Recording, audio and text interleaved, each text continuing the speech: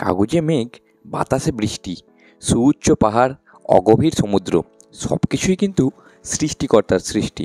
জীবনে কিছু পাই আর না পাই, আক্ষেপ আমি করি না, কিন্তু মনের অভ্যন্তর থেকে ভালোবেসে যা চাই তাই পাওয়ার আশায় নিজেকে উজাড় করে দিই। কথায় আছে, সৃষ্টির সেরা জীব আমি, সৃষ্টিকর্তার দ্বারা প্রেরিত সর্বাধিক বুদ্ধিমান, সবল এবং সুন্দর জীব। তাই এ জীবনে শুধু কি বেঁচে থাকাটাই আসল উদ্দেশ্য হলে চলবে? আমার তো মনে হয় না, কারণ জবাব দিয়ে কিন্তু করতেই হবে অবশেষে প্রেরকের কাছে। তাই জীবন পাতায় এমন কিছু গল্প লিখব ভেবেছি বা স্বপ্ন সাজাচ্ছি যেগুলো 10% পূরণ করতে পারলেও সৃষ্টিকর্তাকে নিরাশ হতে হবে না। আজকের আমাদের গন্তব্য ছিল জগদলপুর, ভারতের ছত্তিশগড় রাজ্যের বস্তার জেলার একটি শহর ও পৌরসভা এলাকা। এখানে আমরা কি দেখব? এখানে আমরা দেখব বিখ্যাত চিত্রকূট জলপ্রপাত, তিরথগড় ওয়াটারফলস, দন্তেশ্বরী মন্দির, মান্ড্রিঘুমার জলপ্রপাত, তাম্রঘুমর জলপ্রপাত, বালাজি মন্দির, রাজবাড়ি প্যালেস, দলপত সাগর লেক এবং এছাড়া আরও অন্যান্য অনেক কিছুই রয়েছে। চলুন আপনাদের সমস্তটাই এক্সপ্লোর করে দেখাবো। রাতের আলোয় অনেক জায়গায় হোটেল খুঁজলাম, অনেক জায়গাতেই দেখলাম এখানে 100 টাকার বেডও ছিল ডরমিটরি সিস্টেমে, এছাড়া 200 টাকার প্রাইভেট ডরমিটরিও ছিল যেখানে আপনি ভালোভাবে থাকতে পারতেন, কিন্তু সেই জায়গাগুলো বড্ড শর্ট, আমার অতটাও ভালো লাগেনি। তাই এখানে একটা রুম দেখেছিলাম প্রথমেই, একদম ফার্স্ট টাইমেই 500 টাকা নেবে বলেছিল, মোটামুটি ভালো অ্যাটাচ বাথরুম ছিল, এছাড়া টিভিও ছিল, বেসিন টেসিন ছিল। সেখানেই যাচ্ছি, দেখাচ্ছি। এই দেখুন, এটি হলো বাস স্ট্যান্ড, এই সামনেই বাসগুলো দাঁড়িয়ে রয়েছে, ঠিকঠাক সামনেই কিন্তু হোটেল প্রিন্স লজ। দেখুন, সেখানেই থাকবো, 500 টাকা বলেছে পার ডে। চলুন ভিতরে গিয়ে দেখাচ্ছি। দেখুন, এর পাশে ঠিক সুরুচি রাজস্থানী থালি রেস্টুরেন্ট রয়েছে। চলুন উপরে গিয়ে দেখাচ্ছি রুমটা কিরকম। দেখুন, চলে এসেছিলাম হোটেল প্রিন্সে। দেখুন, এখানে ট্যারিফ কার্ড রয়েছে। স্ট্যান্ডার্ড সিঙ্গেল রুমের জন্য 500 টাকা নিয়েছে দাদা আমার থেকে, উইথ অ্যাটাচ বাথরুম রয়েছে এখানে। আর স্ট্যান্ডার্ড ডবল, অর্থাৎ আপনারা যদি 2 জন আসেন 700 টাকা নেবে অ্যাটাচ বাথরুম, আর যদি 3 জন আসেন ওই ডবল বেডরুমে থাকতে পারবেন, এক্সট্রা পার্সনের জন্য 100 টাকা দিতে হবে, অর্থাৎ 800 টাকায় আপনি কিন্তু 3 জনে থাকতে পারবেন। Non AC room. রুমটা দেখাচ্ছি উপরে গিয়ে। আমাকে 1st ফ্লোরে রুম দেওয়া হয়েছে। এই দাদা রয়েছে ম্যানেজার গোলু। দেখুন, এটি হোটেল প্রিন্সের এন্ট্রান্স। এই সিঁড়ি দিয়ে উঠছি। সিসিটিভি ক্যামেরাও রয়েছে। হোটেল প্রিন্সের আউটসাইডের এলিভেশনটা কিন্তু অত্যন্ত সুন্দর। সকালবেলা দেখাবো আপনাকে কতটা সুন্দরভাবে সাজানো আছে, বাইরে রেসিপি ডেকোরেশন করা আছে। এই আমার রুম। একটা বেডশিট বলেছিলাম, দাদা একটা বেডশিট দিয়েছে। এইদিকে দেখুন, সুইচ বোর্ড রয়েছে, ল্যাম্প রয়েছে, ফ্যান রয়েছে, অয়েল পেন্ট করা রয়েছে ওয়ালে। ওইদিকে টিভি রয়েছে, ওইদিকে বাথরুম রয়েছে, কম্বল দিয়েছে। এখানে সাইড টেবিলের মধ্যে রয়েছে ছোট জলের বোতল দিয়েছে একটা। একটা মিরর রয়েছে, দেখুন দরজার ব্যাকে কিন্তু হ্যাঙ্গার রয়েছে। বাথরুমটা কিন্তু ইন্ডিয়ান স্টাইল রয়েছে, ফ্যান রয়েছে। এদিকে একটি ছোট বেসিন রয়েছে, হেড শাওয়ার রয়েছে, কিছু কল রয়েছে, সাবান তেল রয়েছে। 500 টাকা অনুযায়ী কিন্তু রুমটা যথেষ্ট ভালো। এবং কিছু রুলস অ্যান্ড রেগুলেশন রয়েছে। হোটেল প্রিন্সের পাশে ছিলাম, সামনেই তার ঠিক পাশেই একটি রাজস্থানী থালির দোকানে ঢুকেছি। দেখুন কী সমস্ত খাবার দিয়েছে। এদিকে পনির রয়েছে, রুটি রয়েছে, একটি মিষ্টি রয়েছে, শসা দেওয়া রয়েছে, এছাড়া তরকারি রয়েছে, এটা কি বোঝা যাচ্ছে না। এদিকে ডাল রয়েছে, দেখি টেস্ট করে কীরকম। ভাদ্র মাসের অবিরাম বৃষ্টির ধারায় ভিজতে আমি এবার একাকী বেরিয়ে পড়েছিলাম তাই এই জলপ্রপাতের রাজ্যে। আমি প্রকৃতপক্ষে এই মর্মে বিশ্বাসী যে যে জিনিস করলে অন্তরাত্মা তৃপ্তি পায়, চোখগুলি আনন্দে ভরে ওঠে, শরীরের অভ্যন্তরে অজানা এক অনুভূতি হয়, মনটা রোমাঞ্চে ভরপুর হয়ে ওঠে, সেই কাজ কিন্তু বার্ধক্যের পূর্বেই করা উচিত। ঠিক যেমন মাতৃগর্ভ থেকে ভূমিষ্ঠ হবার পর মুহূর্তেই চোখের কোণা হইতে জল নিঃসৃত হয়েছিল মায়ের মুখ দেখব বলে, সেইভাবেই ভারত মাকে সম্পূর্ণভাবে উপলব্ধি করার জন্য চোখের কোণে অজান্তেই অশ্রু বেয়ে আসে। সেই সুখের তাড়নায় কিন্তু ছুটে চলেছি এ প্রান্তর থেকে ও প্রান্তর।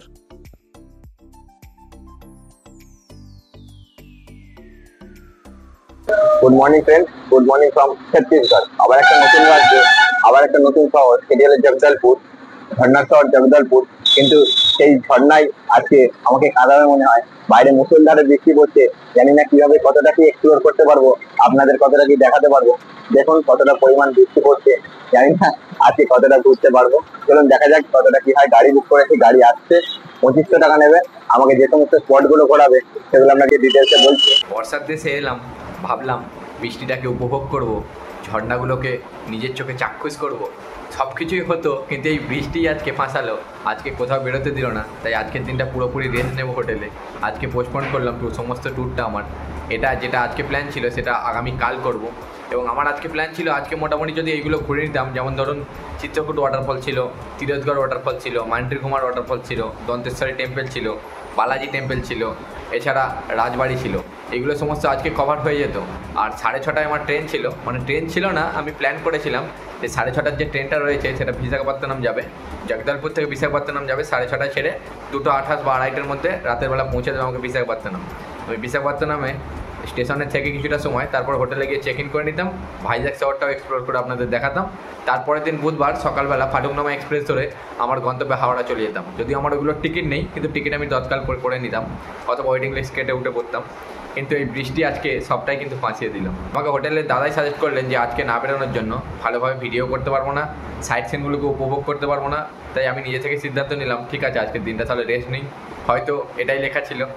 বাইরে বৃষ্টি থেমে গেছে, তাই আবার কিন্তু ডিসিশন চেঞ্জ করলাম, আবার বেরিয়ে পড়লাম। এই যাচ্ছি দাদার গাড়ি করে, দেখুন এই দাদার গাড়ি রয়েছে, দেখুন গাড়ির নাম্বার প্লেট, সুইফট ডিজায়ার গাড়ি রয়েছে। আমি একাই যাবো যদিও, আজকে দেখি কতগুলো সাইট সিন কভার করতে পারি। আজকে কিন্তু প্ল্যান রয়েছে সেই ভাইজ্যাক যাওয়ারই, দেখি সেটা যেতে পারি কিনা। 6:30 ট্রেন রয়েছে জগদলপুর থেকে বিশাখাপত্তনমের উদ্দেশ্যে রওনা দেবার, সেই গাড়িটা ধরতে পারি কিনা দেখি। যদি আমার সেটা টিকিট নেই, টিকিট এই গাড়িতে বসেই কেটে নেবো। দেখুন হোটেল প্রিন্স রয়েছে, এই হোটেল প্রিন্সেই আমি রয়েছি। আমার ঠিক পিছনেই হোটেল প্রিন্স, দেখুন এসিবি দিয়ে ডেকোরেশন করা রয়েছে হোটেল প্রিন্স, তার পাশেই হোটেল বেদান্ত রয়েছে। ঠিক তার উল্টো দিকেই কিন্তু সামনে দেখুন রয়েছে বাস স্ট্যান্ড। দাদার গাড়ি নিয়ে নিলাম, দাদার নাম্বারটা আমি মাই ট্রাভেল সাপোর্টের ইউটিউব ভিডিও থেকে পেয়েছি। দেখুন দীপক ভাইয়া দাদার নাম, দাদার এই সুইফট ডিজায়ার গাড়ি রয়েছে। এটা করে আজকে আমি আমার ট্যুর কমপ্লিট করবো। আজকে মোটামুটি সব জায়গাগুলি কভার করবো।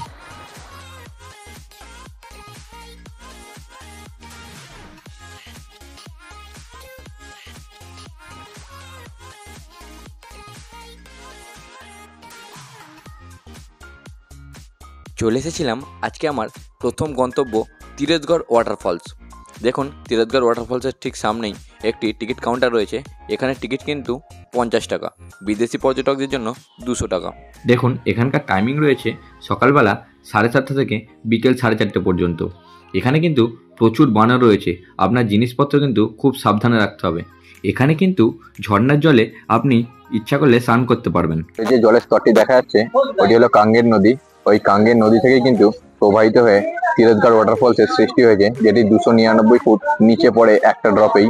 কিন্তু আমাদের অত্যন্ত দুর্ভাগ্যের সাথে জানাতে হচ্ছে এই তিরথগড় ওয়াটারফলস বন্ধ রাখা হয়েছে। দেখুন এখানে নোটিশ দেওয়া রয়েছে, অনেক বর্ষার জন্য জলস্তর বেড়ে যাওয়ার জন্যই অ্যাকচুয়ালি কিন্তু এই তিরথগড় ওয়াটারফলস বন্ধ রাখা হয়েছে, যার জন্য আমাদের ভিতরে ঢুকতে দিল না, এই গেট বন্ধ। খুবই দুঃখ লাগলো, এত দূর এসে যদি তিরথগড় ওয়াটারফলসের সেই ঝর্ণার যে রূপটা সেটাই নিজের চোখে চাক্ষুষ করতে পারলাম না, তাহলে কিসের জন্য এত দূর আসা। যাই হোক, হয়তো ভাগ্যে ছিল না, আরো একদিন হয়তো ট্রাই করব। দেখুন কতটা সুন্দরভাবে পতিত হচ্ছে কাঙ্গের নদীর জল। এই কাঙ্গের নদী থেকেই কিন্তু অ্যাকচুয়ালি এই বিখ্যাত তিরথগড় ওয়াটারফলসের উৎপত্তি, যেটি নিচে গেলে আরও ভালো ভিউ দিতে পারতাম। এখানে কিন্তু প্রচুর বানর রয়েছে, দেখুন বানরের কিন্তু উপদ্রব রয়েছে। বানর কিন্তু মোবাইল, খাবার দাবার কিন্তু কেড়ে নিয়ে যায়। পুরোটাই কিন্তু জঙ্গল এরিয়া। এখানটা কিন্তু বাস্তার জেলার মধ্যে পড়ছে এই জায়গাটি। দেখুন চারপাশের পরিবেশটা, হালকা হালকা বৃষ্টি পড়ছে। এখানে একজন গার্ড দাদা রয়েছেন, উনি কিন্তু সাজেস্ট করছেন যে নিচে না যাওয়ার জন্য।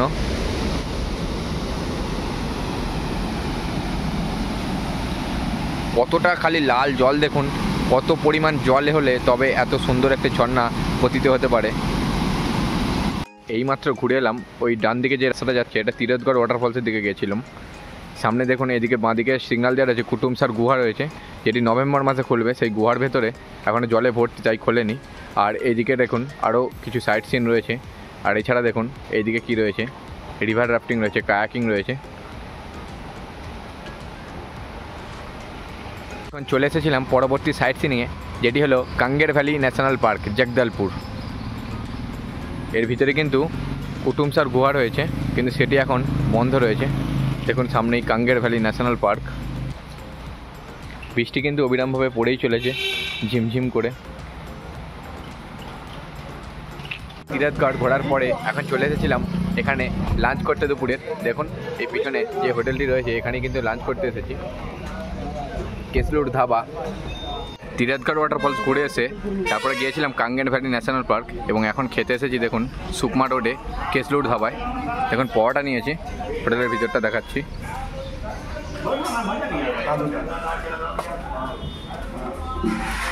আলু পরোটা নিয়েছি, চাটনির সাথে দিয়েছে, 60 টাকা প্লেট।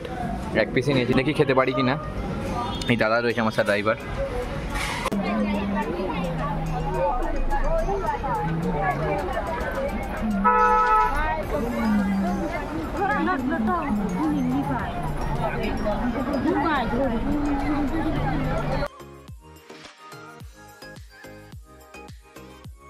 এসেছিলাম চিত্রকূট ওয়াটারফলসের ঠিক সামনেই। দেখুন আর কিছুটা 50 মিটার আগে গেলেই কিন্তু চিত্রকূট ওয়াটারফলস, যেটার জন্য অধীর আগ্রহে অপেক্ষা করে রয়েছি। বৃষ্টি কিন্তু অবিরামভাবে পড়ে চলেছে, কিন্তু সেই বৃষ্টি আমাকে দমাতে পারিনি। বেরিয়ে পড়েছিলাম আজকে সকালে ছত্তিশগড় এক্সপ্লোর করতে। দেখুন এখানে কিন্তু অনেক লজ রয়েছে, এই সামনেই দেখুন ঠাকুর লজ, এছাড়া ডান্ডামি রিসর্ট রয়েছে ঠিক এর সামনেই দেখাচ্ছি। এখানে কিন্তু বাস স্ট্যান্ড রয়েছিল পিছনেই, ওই বাস স্ট্যান্ডে কিন্তু বাস আসে। অর্থাৎ চিত্রকূট যদি আপনি আসতে চান প্রাইভেট গাড়ি বা অটো গাড়ি ছাড়াও আপনি কিন্তু বাসেও আসতে পারেন। বাসের ভাড়া সম্ভবত জগদলপুর থেকে 50 টাকা। দেখুন ঠাকুর লজ রয়েছে এদিকে, প্রচুর দোকানপাট রয়েছে, খাবার দাবারের দোকান রয়েছে অনেক। চিত্রকূট জলপ্রপাত ঠিক ডান দিকেই, সেই অভূতপূর্ব দৃশ্য আর কিছুক্ষণের মধ্যেই এই 6 ইঞ্চি স্ক্রিনে ফুটে তুলব আপনাদের সামনে আমার মাধ্যমে। এখন একটি শিবলিঙ্গ রয়েছে সামনে, ঢুকবো যদিও কিছুক্ষণ পরেই শিবলিঙ্গের কাছেই। দেখুন কতটা সুন্দরভাবে পতিত হচ্ছে চিত্রকূট ওয়াটারফলস। বম বম ভোলে। দেখুন বন্ধুরা, এখন আমরা রয়েছি ভারতের সর্ববৃহৎ পতন, অর্থাৎ 29 মিটার 95 ফুট পতন হচ্ছে সব থেকে বৃহৎ সেই ইন্দ্রাবতী নদীর জল পতিত হয়ে তৈরি হয়েছে চিত্রকূট জলপ্রপাত, যা আমাদের ভারতের নায়াগ্রা নামে পরিচিত। দেখুন কতটা সুন্দরভাবে পতিত হচ্ছে এই জল। এই দৃশ্য কিন্তু এই মোবাইলের 6 ইঞ্চি স্ক্রিনে পুরোপুরি প্রাকৃতিকভাবে তুলে ধরা সম্ভব নয়। আমাদের চোখের 576 মেগাপিক্সেল ক্যামেরা যেখানে এটাকে পুরোপুরিভাবে উপভোগ করতে পারে, আমি কিন্তু আমার 6 ইঞ্চি স্ক্রিনে আপনাকে সেটার পুরোপুরি সমৃদ্ধি দিতে পারবো না। তবুও দেখুন যতটা সম্ভব তুলে ধরার চেষ্টা করছি। বন্ধুরা, এখন আমি যেখানে রয়েছি এই জায়গাটি হলো জগদলপুরের সবথেকে বিখ্যাত জায়গা চিত্রকূট জলপ্রপাত। ভারতের নায়াগ্রা নামে পরিচিত এই চিত্রকূট জলপ্রপাত অসাধারণ সুন্দরভাবে পতিত হয়েছে, যদিও বৃষ্টি পড়েই চলেছে। অবশ্য এই বৃষ্টিরই একটা দান বলতে পারেন এই জলপ্রপাত। এতটা সুন্দরভাবে জলটা পতিত হচ্ছে কিন্তু শুধুমাত্র বৃষ্টির জন্যই। পিছনে দেখুন কত লাইট রয়েছে সন্ধ্যের আলোয়। যদি সন্ধ্যের দিকে এখানে আসেন তাহলে কিন্তু এই লাইটগুলো এই জলপ্রপাতের উপর পড়ে এর দৃষ্টি আরও আকর্ষণ করবে, আরও সুন্দরভাবে এটা প্রতিফলিত হবে। মেঘলা ওয়েদারের কুয়াশাচ্ছন্ন পরিবেশে যতটা সম্ভব ততটা আমার এই 6 ইঞ্চি স্ক্রিনে তুলে ধরার চেষ্টা করলাম।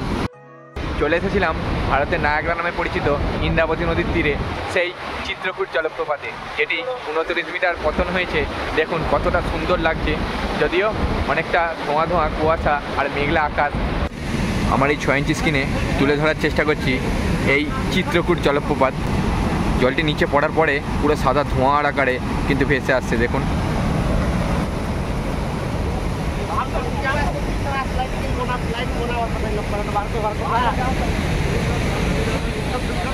এখানে কিন্তু প্রচুর লাইট লাগানো রয়েছে।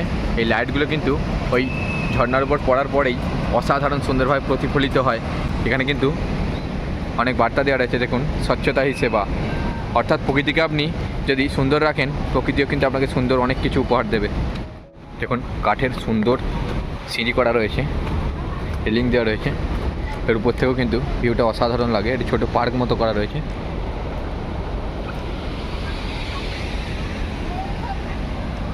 এখানে দেখুন লাইট দেওয়া রয়েছে। এখন এখানে একটি স্কাল্পচার রয়েছে স্বচ্ছ বাস্তর, অর্থাৎ এই বাস্তার জেলার মধ্যেই অবস্থিত কিন্তু এই চিত্রকূট জলপ্রপাত। এখানে নেচার ট্রেল, ওইদিকে লেখা রয়েছে চিত্রকূট। সবটাই কিন্তু পুরোপুরি ন্যাচারাল, অর্থাৎ প্রাকৃতিক। গাছকে কাটিং করে করে এই ডিজাইনগুলো কিন্তু করা হয়েছে, দেখুন কতটা সুন্দর লাগছে। আর ঠিক তার সামনেই অভূতপূর্ব সেই সৌন্দর্যপূর্ণ জায়গা এবং ভারতের নায়াগ্রা নামে পরিচিত সেই চিত্রকূট জলপ্রপাত। আই লাভ বাস্তার, যে কিন্তু হোটেল তৈরি হচ্ছে চিত্রকূট জলপ্রপাতের ঠিক সামনেই। এছাড়া অনেক হোটেল রয়েছে, এখানে আপনি থাকতেও পারবেন। ডান্ডামি রিসর্ট রয়েছে, কিছু খাবার হোটেল রয়েছে এখানে সামনে দেখুন। চাউমিন, মোগলাই, ডিমের অমলেট, ম্যাগি, জলের বোতল এই সমস্ত পেয়ে যাবে। চিত্রকূট জলপ্রপাত দেখে আসার পর একটা কথাই শুধু এই মুখ থেকে বেরোতে চাইছে, কি দেখা দেখিলাম, এ দেখা জন্ম জন্মান্তরেও ভুলিব না। সাথে কিন্তু আরও একটা কথা বলতে খুব ইচ্ছা করছে, প্রকৃতি তোমার এ কত সুন্দর সৃষ্টি, কিন্তু আজকে না দিতে পারতে বৃষ্টি। এই বৃষ্টির জন্য কিন্তু ছাতা নিয়ে ঘুরতে হচ্ছে, তাই ভিডিও করতে একটু অসুবিধা হচ্ছে। এদিকে চিত্রকূট জলপ্রপাত থেকে চলে আসার পর এখন চলে এসেছিলাম তামড়া ঘুমার ওয়াটারফলস দেখতে। দেখুন তামড়া ঘুমার ওয়াটারফলস, এখানে বসার জায়গা রয়েছে। এখানে কিন্তু কোনো লোকজন অর্থাৎ পর্যটক নেই, আমি একাই এসেছি।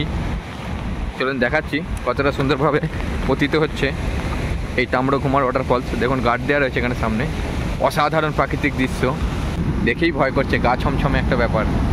এখানে কাঁটা তারের বেড়া দেওয়া রয়েছে, এরপরে কিন্তু আর যাওয়া যাবে না। জায়গাটা জাস্ট দেখুন একবার, কতটা সুন্দর দেখাচ্ছে। ওহ, জাস্ট ভিউটা খালি দেখুন। এটি হলো সেই তামড়া ঘুমার ওয়াটারফলস, কতটা সুন্দরভাবে পতিত হচ্ছে এবং পতিত হওয়ার পরে কতটা সুন্দর দেখাচ্ছে, জাস্ট নিচেটা দেখাচ্ছি। এগুলো কিন্তু পুরোপুরি নিজের চোখে না দেখলে সম্পূর্ণ উপলব্ধি করা সম্ভব নয়। এই এত সুন্দর দৃশ্য দেখার পর একটা কথাই শুধু মনে হয়, ওহ জাস্ট বিউটিফুল।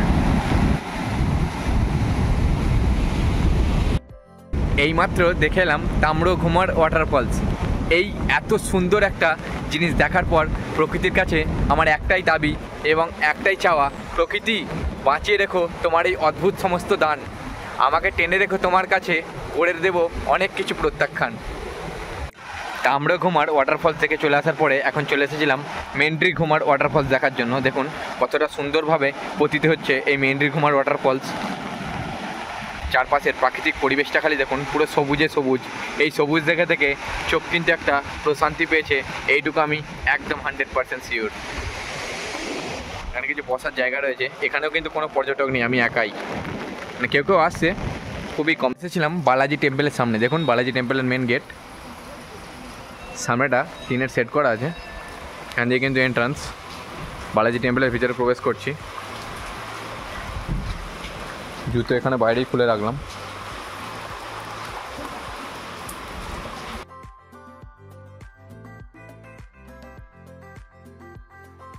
মুষলধারে বৃষ্টি পড়ছে, দেখুন প্রচুর মন্দির রয়েছে। সাধারণ এই মন্দির চত্বর দেখুন, পরিষ্কার পরিচ্ছন্ন। নিচে মেঝেতে সবটাই কিন্তু মার্বেল পাতা রয়েছে, ব্ল্যাক হোয়াইট, ছাড়া আলপনা দেওয়া রয়েছে। দেখুন কতটা সুন্দর এই মন্দির চত্বর।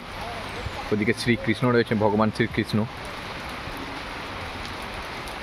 সেখানেও কত সুন্দরভাবে লাইটিং করা রয়েছে। ঠিক গাছের নিচে গণপতি বাপ্পা রয়েছে।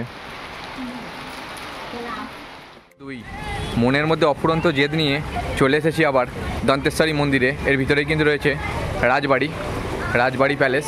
দেখুন জয় মা দন্তেশ্বরীর টেম্পল রয়েছে এখানে, এদিকে আপনি পুজো দিতে পারবেন, পুজোর ডালা রয়েছে। দেখুন দন্তেশ্বরী টেম্পল ভিতরে আর প্রবেশ করবো না, মা দন্তেশ্বরী মাইকে জয়।